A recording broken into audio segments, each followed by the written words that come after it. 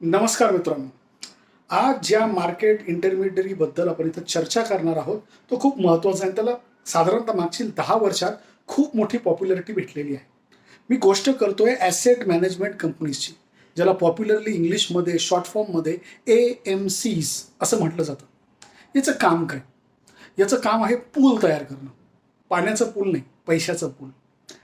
आता asset management company जेव्हा हा विषय येतो, तर ॲसेट मॅनेजमेंट कंपनीज हे सेबी रजिस्टर्ड असतात, हे तर नक्की आहे, निश्चित आहे. यांचं काम काय असतं? हे म्युच्युअल फंडच्या स्कीम्स लॉन्च करतात. म्युच्युअल फंडच्या स्कीम लॉन्च करून खूप लोकांकडनं पैसा एकत्रित करतात. म्हणजे इंडिव्हिज्युअल इन्व्हेस्टर्स असतील, इन्स्टिट्यूशनल इन्व्हेस्टर्स असतील, म्हणजे मोठे इन्व्हेस्टर्स असतील, यांच्याकडनं पैशाचा एक मोठा पूल तयार केला जातो आणि हा पैसा टुगेदरली एकत्रितपणे मार्केटमध्ये इन्व्हेस्ट केला जातो. फक्त इक्विटी शेअर्समध्ये हा पैसा इन्व्हेस्ट केला जात नाही. ते स्कीम वाईज वेगळं वेगळं असतं. जेव्हा आपण म्युच्युअल फंड याबद्दल बोलूया, तेव्हा याच्यावर डिटेल चर्चा करू. पण हे फक्त इक्विटी मार्केटच्या शेअर्समध्ये पैसा इन्व्हेस्ट करत नाही. हा पैसा इक्विटी मार्केटच्या शेअर्समध्ये, गव्हर्नमेंटच्या बॉन्ड्समध्ये, ट्रेजरी बिल्समध्ये, सोन्यामध्ये, अशा खूप साऱ्या इन्व्हेस्टमेंटमध्ये म्युच्युअल फंड पैसा इन्व्हेस्ट करत असतात. यांचा जो बॉस असतो किंवा यांना कंट्रोल करणारी जी एंटिटी असते, त्यालाच ॲसेट मॅनेजमेंट कंपनी असं म्हटलं जातं. याला आपल्याला बेनिफिट काय? माझं बेनिफिट काय? आपल्याला बेनिफिट असं असतं, की जे लोक नोकरदार वर्ग आहे किंवा कुठेतरी बिझनेस करतात, कुठेतरी जॉब करतात, स्टुडंट आहे, शिक्षक आहेत किंवा तुम्ही रेग्युलरली तुमच्या डे टू डे ॲक्टिव्हिटीजमध्ये बिझी आहात. तुम्हाला इक्विटी मार्केट ट्रॅक करणं शक्यच होत नाही.